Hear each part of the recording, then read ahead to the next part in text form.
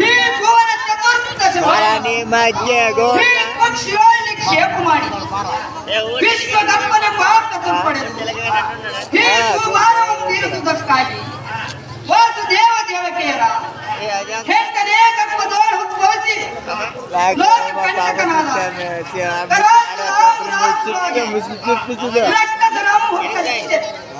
ಮತ್ತು ಆಶ್ರಿತ ಜನರಿಗೆ ನೂತನ ಮಾರ್ಗವನ್ನು ಮೂಡಿಸುವ ಗಂಗಾತ ರಂಗೀಣರು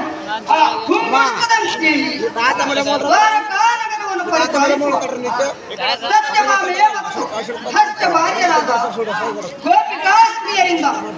ಲೋಲನಾಗಿ ಬೆಳೆಯುವಂತಹ ಶ್ರೀಕೃಷ್ಣ ಮೂರ್ತಿ ಎಂದು ತಿಳಿಯುವಂತನಾಗಲೇ ಸಾರಥಿ ಮುಂದೆ ತಿಳಿಸುವರು ನನ್ನ ಸಂಗತಿ.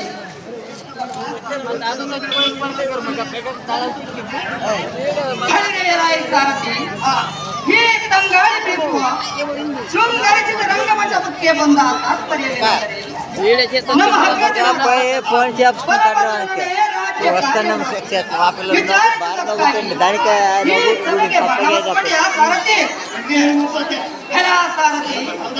ನಮ್ಮ 10 ದಿನದ ಬಲಭದ್ರನು ನಾವಲ್ಲಿರೋನು ಅತಿ ಜಾಗ್ರತೆಯಿಂದ ಮುಖಭೇಟಿ ಮಾಡಿಸುವಂತ ಸಾರಥಿ